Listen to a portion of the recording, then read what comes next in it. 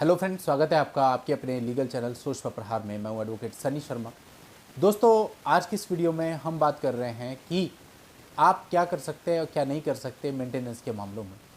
देखिए, मेंटेनेंस का कोई केस होता है, आपके ऊपर एक अमाउंट लगा दी गई। फॉर एग्जांपल 125 सीआरपीसी में आपके ऊपर 15,000 रुपये लगा दिए गए। अभी क्या था कि इस बात पे आपने किसी वकील साहब से डिस्कशन किया, ठीक है। मेरे साथ भी ऐसा बहुत बार होता है, आदमी डिस्कशन करता है, बताता है, सब कुछ बताता है कि सर मुझे इसे हाई कोर्ट में चैलेंज करना है, प्रोसीजर क्या होगी, बाकी सारी चीज़ें सारा हमने डिस्क्राइब कर दिया। सारा डिस्क्राइब करने के बाद लास्ट में उसने बोला सर मेरी इनकम तो 1,00,000 रुपये है। ये पॉइंट आपको सबसे पहले बताना है।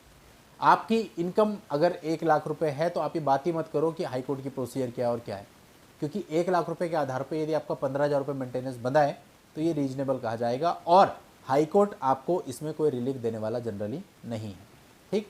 इवन अगर आप माननीय सुप्रीम कोर्ट में भी जाएंगे वहाँ पे भी आपको कोई रिलीफ मिलने वाला नहीं है, क्योंकि आप पहले अपनी फिगर देखो, आज के समय जो चल रहा है उस परिवेश के अंतर्गत वो फिगर लॉजिकल है या नहीं। अगर जो चल रहा है आपको पता है कि कोर्ट इससे नीचे आज के समय पे नहीं जा रहे हैं, तो फिर बिना मतलब में हाई कोर्ट जाके अपने 50,000, 60,000, 1,00,000, 2,00,000 भी लोग खर्च कर देते हैं। कोई मतलब नहीं है उस चीज़ का, कोई मीनिंग नहीं है। मत जाइए, आराम से उसी ऑर्डर को रखिए और आगे की रणनीति तय कीजिए कि आपको लड़ना कैसे है। और अगर आपको लगता है कि आपका जो फिगर आई है वो फिगर ऐसी है जिसको चैलेंज किया जा सकता है, जिसमें रिलीफ मिल सकता है, लॉजिकली 15,000 होना चाहिए था लेकिन आपका 30 बना हुआ है, 25 बना हुआ है, तो डेफिनेटली फिर आपको उसको चैलेंज करना चाहिए। अब यहाँ पर पिछले कुछ दिनों से क्वेरी आ रही है, वो आ रही है स्टे पर।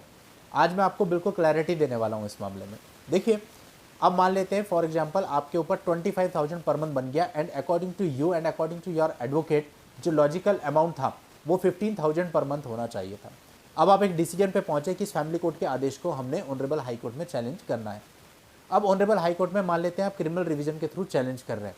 अब बात आती है कि सर इतना एरियर मेरे ऊपर बंधा हुआ और लोअर कोर्ट मुझे प्रेशराइज कर रहा है कि वो पैसा दीजिए, तो क्या इस पर मुझे कोई स्टे मिल सकता है? देखिए, क्रिमिनल रिवीजन के साथ साथ आप एक स्टे की पिटीशन भी हाई कोर्ट में फाइल करते हैं।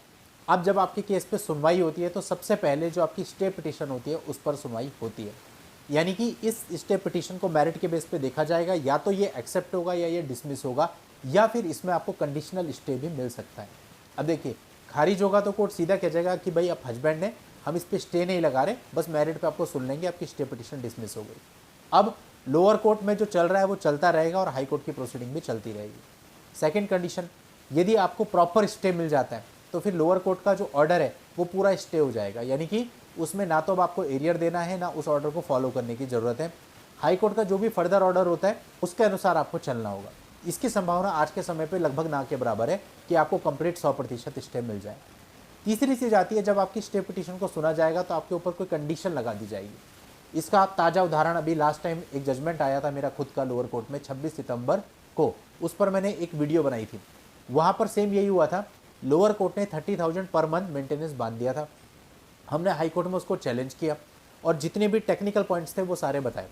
स्टे के टाइम पे जो हमने थोड़ा सा ओवरव्यू कोर्ट को दिया तो कोर्ट हमसे कन्विंस हो गया और ऑनरेबल हाई कोर्ट ने क्या किया, उस पूरे के पूरे ऑर्डर को स्टे कर दिया, यानी कि जो भी हम पे एरियर बना हुआ था, जो कुछ भी था, सब स्टे हो गया। लेकिन एक कंडीशन उसमें डाल दी। वो कंडीशन ये थी कि जब तक हाई कोर्ट कोई फर्दर ऑर्डर नहीं करता, आप 20,000 रुपये पर मंथ देते रहें, यानी कि 30,000 के हिसाब से जो हमारा एक साल का एरियर बना हुआ था 3,60,000 रुपये, वो अभी हमको नहीं देना है और 30 की जगह हमको 20 देना है। तो हमें तो बहुत बड़ा रिलीफ मिल गया, है ना। इसको कहते हैं कंडीशनल स्टे, जहाँ कोर्ट आपको स्टे तो दे देता है लेकिन उसके साथ में कोई कंडीशन लगा देता है। तो ये तीन चीज़ें हो सकती हैं, या तो आपका स्टे बिल्कुल खारिज हो जाए, या आपका स्टे 100% एक्सेप्ट हो जाए, जिसकी संभावना लगभग ना के बराबर है, और या फिर आपको इस तरह से कंडीशनल स्टे मिल जाए। एज पर सिचुएशन, जैसा भी आपके स्टे में रिजल्ट होता है उसके बाद आपका ऑनरेबल हाई कोर्ट में केस स्टार्ट हो जाता है, रिस्पोंडेंट्स को नोटिस जाते हैं और वो लोग वहाँ पे आते हैं और उसका जो भी रिजल्ट आता है, लेकिन डेफिनेटली उसका रिजल्ट आने में समय लगता है। यानी कि उसका रिजल्ट आने में कितना टाइम लगेगा, हो सकता है 1 साल, हो सकता है 1.5 साल भी लग जाए, हो सकता है इससे ज़्यादा भी लग जाए। अब यहाँ पर एक क्वेश्चन आता है, आप इंटरिम के लिए गए, ये भी मैं आपको एक केस के उदाहरण के बेस पे बता रहा हूँ। इंटरिम को हमने हाई कोर्ट में चैलेंज किया, हाई कोर्ट ने उसको रिजेक्ट कर दिया। रिजेक्ट क्यों कर दिया, इतनी जल्दी कैसे कर दिया 3 ही महीने में? क्योंकि जो पिटिशनर था, पिटिशनर ने हम पे दबाव बनाया कि सर ऐसा है, मुझे जल्दी कराना है, इसमें अर्जेंसी एप्लीकेशन लगा दो। हमने काफ़ी मना किया, समझाया, वो नहीं माना। जब हमने अर्जेंसी एप्लीकेशन लगा दी, कोर्ट ने उसे तुरंत पुटअप किया, सुना और डिसमिस कर दिया। अब इसका नेगेटिव इम्पैक्ट क्या हुआ जब फाइनल जजमेंट आया तो कोर्ट ने हमको मेरिट पे सुना ही नहीं। कोर्ट ने कहा जब हाई कोर्ट ने ही आपका बता दिया कि भाई आपको इतना तो मिनिमम देना है 15,000 रुपये, तो हम इससे नीचे नहीं जाएंगे, इतना तो फिक्स हो गया अब। तो 15,000 रुपये का सेम मतलब जो इंटरिम का जजमेंट था वही एक तरह से कॉपी पेस्ट करके फाइनल जजमेंट दे दिया और उतना लगा दिया।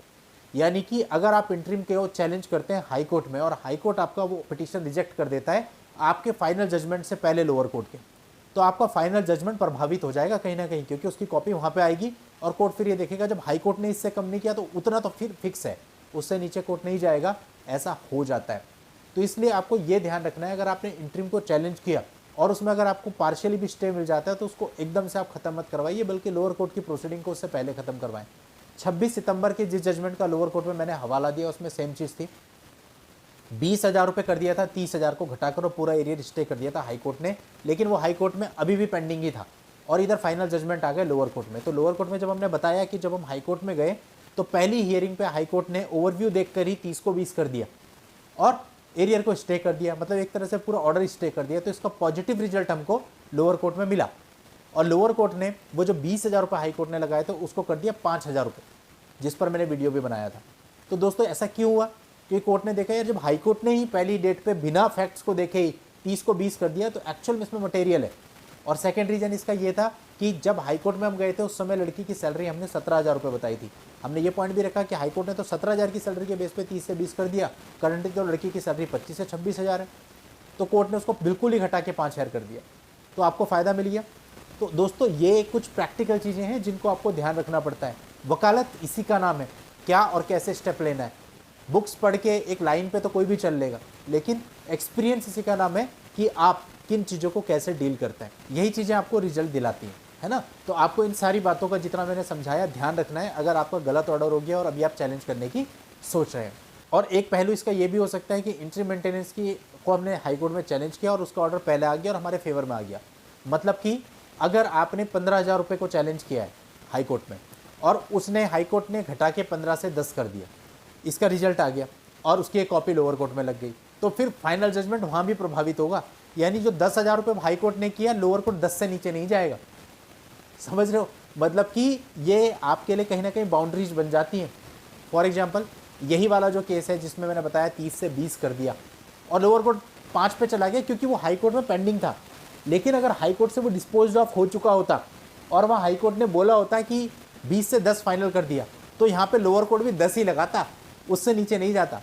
तो ये सब देखो, ये पता होना चाहिए आपको। और इसी तरह से कोर्ट्स चलते हैं, है ना।